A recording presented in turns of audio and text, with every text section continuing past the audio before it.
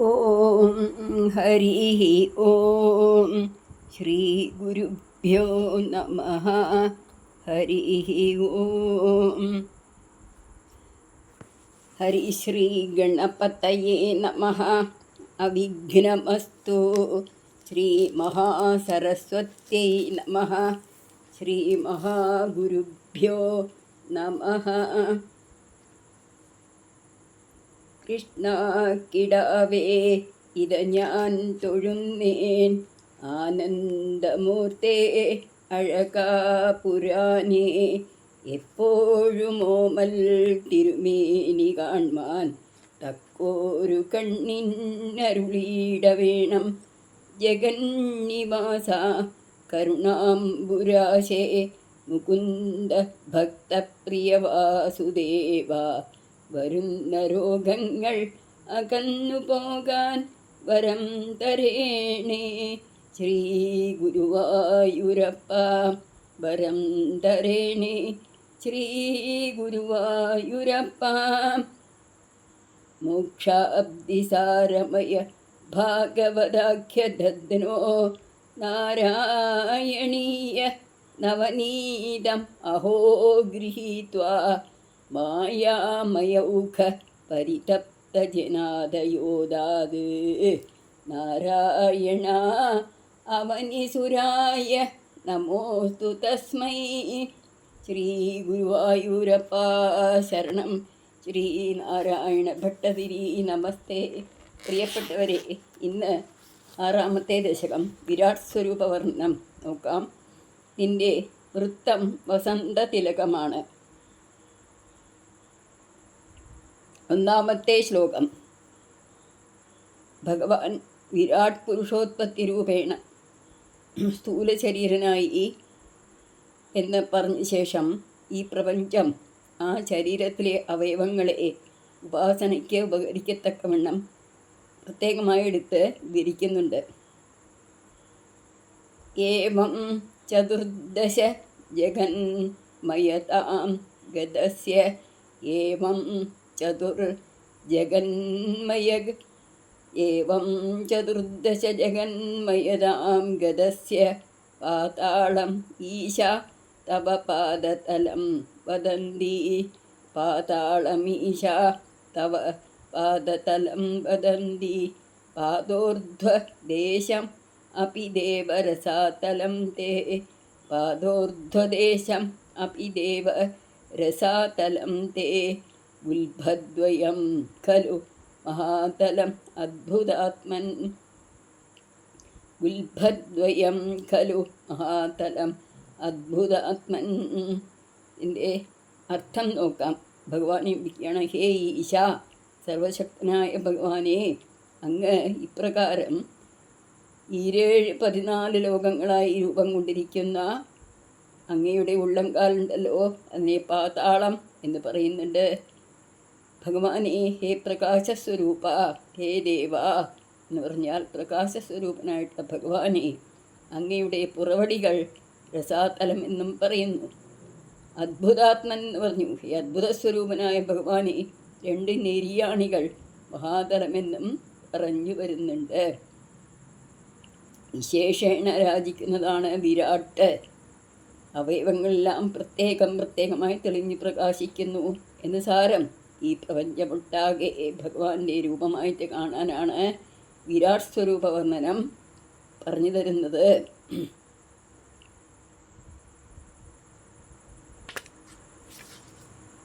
അപ്പോൾ ഇതിലെങ്ങനെയാ പദം കുറിക്കാൻ നോക്കാം.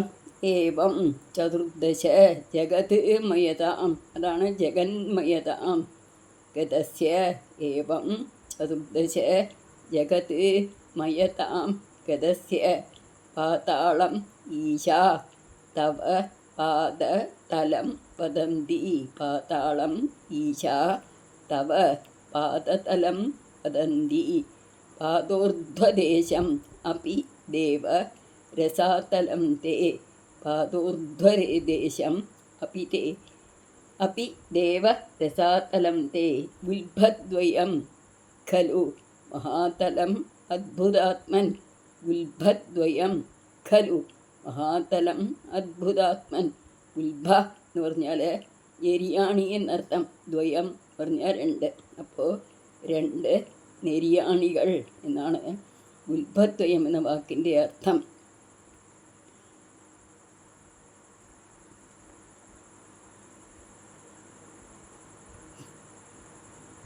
ഇതൊന്ന് വെച്ച് വായിക്കാം നമുക്ക്.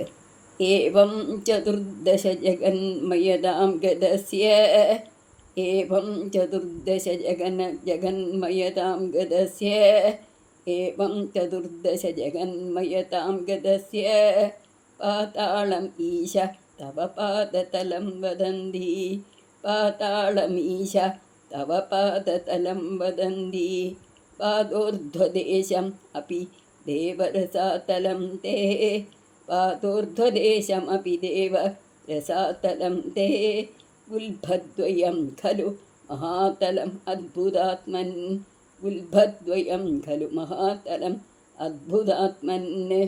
ഇനി രണ്ടാമത്തെ ശ്ലോകം. ജംഘേ തലാതലം അഥോ സുതലഞ്ച ജാനു ജംഘേ തലാതലമഥോ സുതലഞ്ച ജാനു കിഞ്ചോരുഭാഗയുഗളം വിതലാതലേ ദ്വേ കിഞ്ചോരുഭാഗയുഗളം വിതലാതലേ ദ്വേ ക്ഷോണീതലം ജഘനമംബരമംഗ നാഭിർ ക്ഷോണീതലം ജഘനം അംബരമംഗ നാഭിർ വക്ഷശ്ച ചക്രനിലയ തവ ചക്രപാണേ വക്ഷശ്ച ചക്രനിലയസ്തവ ചക്രപാണേ. ത്തിൻ്റെ അർത്ഥം നോക്കാം. ഹേ അംഗാചക്രപാണേ എന്നാണ് വിളിക്കുന്നത്. ചക്രപാണിയായിട്ടുള്ള ഭഗവാനെ, സുദർശന ചക്രം കയ്യിലെത്തിയിട്ടുള്ള ഭഗവാനെ, അങ്ങയുടെ രണ്ട് കാൽവണ്ണകളുണ്ടല്ലോ, അതിനെ തലാതലമെന്നും ജാനു സുതലം, ജാനു പറഞ്ഞ കാൽമുട്ടുകൾ സുതലമെന്നും കിഞ്ച ഊരുഭാഗയുഗളം, ഊരു എന്ന് പറഞ്ഞാൽ തുടകൾ വിതലം അതലം എന്ന് രണ്ടാണെന്നും ജഘനം പറഞ്ഞാൽ അരക്കെട്ട്, ക്ഷോണീതലം എന്ന് പറഞ്ഞാൽ ഭൂമി എന്നും നാഭി അംബരം പറഞ്ഞ ആകാശം, വക്ഷ പറഞ്ഞ മാറിടം സ്വർഗമാണെന്നും പറഞ്ഞു വരുന്നുണ്ട്. ഭഗവാനെ ചക്രപാണി എന്നാണല്ലോ വിളിച്ചിട്ടുള്ളത്. അപ്പോൾ ജഗദ്രക്ഷകനാണ് ഭഗവാൻ എന്ന് വെളിവാക്കാൻ വേണ്ടിയിട്ടാണ് അത്രേ ചക്രപാണേ എന്ന് വിളിക്കാൻ കാരണം. ചക്രപാണിയായിട്ടുള്ള ഭഗവാനെ, അങ്ങയുടെ രണ്ട് കാൽവണ്ണകൾ തലാതലമെന്നും കാൽമുട്ടുകൾ സുതലമെന്നും രണ്ട് തുളകൾ വിതലം അതലം എന്നും അരക്കെട്ട് ഭൂലോകമെന്നും നാഭി ആകാശമെന്നും മാറിടം സ്വർഗമെന്നും പറഞ്ഞു വരുന്നുണ്ട്. ഇതൊന്ന് പദം കുറിച്ച് എങ്ങനെ വായിക്കാം നോക്കാം.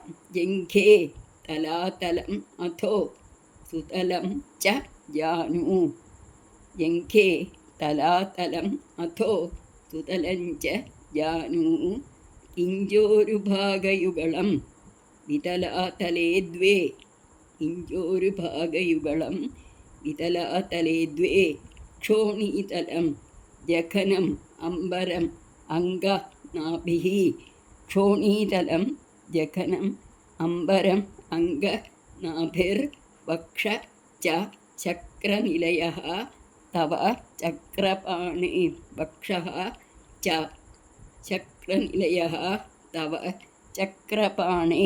പക്ഷേ ഇത് പദം മുറിക്കാതെ എളുപ്പത്തിൽ വായിച്ചു പോകാൻ പറ്റും. വളരെ ലഘുവായിട്ടുള്ള വാക്കുകളാണല്ലോ. ഒന്നുകൂടെ നോക്കാം. ഇനി ട്യൂണിൽ ചൊല്ലാം നമുക്ക്. ജംഘേ തലാതലമഥോ സുതലം ച ജാനു ജംഘേ തലാതലമഥോ സുതലം ച ജാനു കിഞ്ചോരുഭാഗയുഗളം വിതലാതലേ ദ്വേ കിഞ്ചോരുഭാഗയുഗളം വിതലാതലേ ദ്വേ ക്ഷോണീതലം ജഘനം അംബരം അംഗനാഭിർ ക്ഷോണീതലം ജഘനം അംബരം അംഗനാഭിർ വക്ഷശ്ച ചക്രനിലയഃ തവ ചക്രപാണേ വക്ഷശ്ച ചക്രനിലയസ്തവ ചക്രപാണേ. ശ്രീ ഗുരുവായൂരപ്പ ശരണം. ഇനി മൂന്നാമത്തെ ശ്ലോകം. ഗ്രീവാ മഹസ്തവ മുഖഞ്ച ജനസ്തപസ്തു ग्रीवा महस्तव मुखञ्च जनस्तपस्तु फालं शिरस्तव समस्तमयस्य सत्यं फालं शिरस्तव समस्तमयस्य सत्यम् एवं जगन्मयतनो जगदाश्रितैरप्यन्यैर्निबद्धवपुषे भगवन्नमस्ते एवं जगन्मयतनो जगदाश्रितैरप्यन्यैर्निबद्धवपुषे भगवन्नमस्ते. ഇനി ഇതിൻ്റെ അർത്ഥം നോക്കാം നമുക്ക്. അഥ ഗ്രീവ ഗ്രീവ എന്ന് പറഞ്ഞാൽ കഴുത്ത്, കഴുത്ത് മഹർലോകം, മുഖം ച ജനഹ ജനോലോകം, ഫാലം പറഞ്ഞാൽ നെറ്റിത്തടം, നെറ്റിത്തടം തപോലോകം. ഭഗവാനെ സർവസ്വരൂപനായിട്ടുള്ള ഭഗവാനെ അവിടുത്തെ ശിരസ് സത്യലോകവും ആകുന്നു. ഹേ ജഗന്മയതനോ ഭഗവൻ, അല്ലയോ ജഗദ്രൂപമായ ശരീരത്തോടു കൂടിയ ഭഗവാനെ, പ്രകാരം ലോകത്തിലുള്ള മറ്റു വസ്തുക്കളാലും കൽപ്പിക്കപ്പെട്ട ശരീരത്തോടു കൂടിയതുമായ അങ്ങേക്ക് നമസ്കാരം എന്ന് പറയാണ്. വപുഹു വപുഷേ എന്ന് പറഞ്ഞാൽ അങ്ങയുടെ ശരീരം, ഭഗവാന്റെ ശരീരം എന്നർത്ഥം. ഭഗവാന്റെ ഗ്രീവ പറഞ്ഞാൽ കഴുത്ത് മഹർലോകമാണ്, മുഖം ജനോലോകം, നെറ്റിത്തടം തപോലോകം, നെറ്റി എന്ന് പറഞ്ഞാൽ ഫാലം, നെറ്റിത്തടം തപോലോകം. ഭഗവാനെ സർവസ്വരൂപനായിട്ട് ഭഗവാനെ അവിടുത്തെ ശിരസ് സത്യലോകമാകുന്നു. അല്ലയോ ജഗദ്രൂപമായ ശരീരത്തോടു കൂടിയ ഭഗവാനെ, ഇപ്രകാരം ലോകത്തിലുള്ള മറ്റു വസ്തുക്കളാലും കൽപ്പിക്കപ്പെട്ട ശരീരത്തോടു കൂടിയ അങ്ങേക്ക് വീണ്ടും വീണ്ടും നമസ്കാരം എന്നാണ് ഭട്ടതിരിപ്പാട് ഗുരുവായൂരപ്പനെ നോക്കി പറയുന്നത്. ഇനി പദം ഇങ്ങനെ മുറിക്കാം എന്ന് നോക്കാം. ഗ്രീവ മഹ തവ മുഖ ച മുഖം ച ജനഃ തപസ്തു ഗ്രീവ മഹസ്തവ മുഖം ച ജനസ്തപസ്തു. ഇങ്ങനെ തന്നെ വായിക്കാം. ഫാലം ശിരസ്തവ, ശിരഃ തവ എന്നാണ്, ശിരസ്തവ സമസ്തമയസ്യ സത്യം. അതും അങ്ങനെ തന്നെയാണ്, സമസ്തമയസ്യ സത്യം. ഏവം ജഗന്മയതനോ ജഗദ്മയതനോ ജഗദാശ്രിതൈർ അപി എന്ന് വായിക്കണം. ഏവം ജഗന്മയതനോ ജഗദാശ്രിതൈർ അപി അന്യൈർ നിബദ്ധവപുഷേ ഭഗവൻ നമസ്തേ. അങ്ങനെയാവുമ്പോൾ എളുപ്പത്തിൽ വായിച്ചു പോകാൻ സാധിക്കും. മറ്റത് തുടക്കക്കാർക്കൊക്കെ തെറ്റാൻ സാധ്യതയുണ്ട്. അതുകൊണ്ടാണ് പദം കുറിച്ച് വായിക്കാനായിട്ട് നമ്മുടെ മഹാത്മാക്കൾ നമ്മളോട് പറഞ്ഞു തരുന്നത്. ഏവം ജഗന്മയതനോ ജഗദാശ്രിതൈർ അപി അന്യൈർ നിബദ്ധവപുഷേ ഭഗവൻ നമസ്തേ. അപ്പോൾ ഇതിൽ ജഗദാശ്രിതൈർ തൈരപ്യന്യൈർ ഉണ്ട്, തൈഹി അപി എന്നാണ് പറയുക. അപ്പോൾ അവിടെ വായിക്കുന്ന സമയത്ത് തൈർ അപി അന്യൈർ നിബദ്ധവപുഷേ, അന്യൈർ നിബദ്ധവപുഷേ ഭഗവൻ നമസ്തേ എന്ന് വായിക്കുന്ന സമയത്ത് എളുപ്പത്തിൽ വായിച്ചു പോകാനായിക്കൊണ്ട് സാധിക്കും. ഒന്നുകൂടെ നമുക്ക് ട്യൂണിൽ ചൊല്ലി നോക്കാം. ഗ്രീവാമഹസ്തവ മുഖം ജനസ്തപസ്തു ഫാലം ശിരസ്തവ സമസ്തമയസ്യ സത്യം. ഏവം ജഗന്മയതനോ ജഗദാശ്രിതൈരപി അന്യൈർനിബദ്ധവപുഷേ ഭഗവൻ നമസ്തേ. ഗ്രീവാമഹസ്തവ മുഖം ജനസ്തപസ്തു ഫാലം ശിരസ്തവ സമസ്തമയസ്യ സത്യം. ഏവം ജഗന്മയതനോ ജഗദാശ്രിതൈരപി അന്യൈർനിബദ്ധവപുഷേ ഭഗവൻ നമസ്തേ. സർവത്ര ഗോവിന്ദനാമ സങ്കീർത്തനം. ഗോവിന്ദ ഗോവിന്ദ. ശ്രീ ഗുരുവായൂരപ്പ ശരണം. പീതാംബരം കരവിരാജിത ശംഖചക്രകൗമോദകീ സരസിജം കരുണാസമുദ്രം രാധാസഹായം അതിസുന്ദരമന്ദഹാസം പാതാലയേശമനിശം ഹൃദി ഭാവയാമി. പാതാലയേശം അനിശം ഹൃദി ഭാവയാമി. ഹരേ രാമ രാമ രാമ ഹരേ ഹരേ, ഹരേ കൃഷ്ണ കൃഷ്ണ കൃഷ്ണ ഹരേ ഹരേ. ഹരേ രാമ രാമ രാമ ഹരേ ഹരേ, ഹരേ കൃഷ്ണ കൃഷ്ണ കൃഷ്ണ ഹരേ ഹരേ ഹരേ രാമ രാമ രാമ ഹരേ ഹരേ ഹരേ കൃഷ്ണ കൃഷ്ണ കൃഷ്ണ ഹരേ ഹരേ ഹരേ രാമ രാമ രാമ ഹരേ ഹരേ ഹരേ കൃഷ്ണ കൃഷ്ണ കൃഷ്ണ ഹരേ ഹരേ സർവത്ര ഗോവിന്ദനാമ സങ്കീർത്തനം ഗോവിന്ദ ഗോവിന്ദ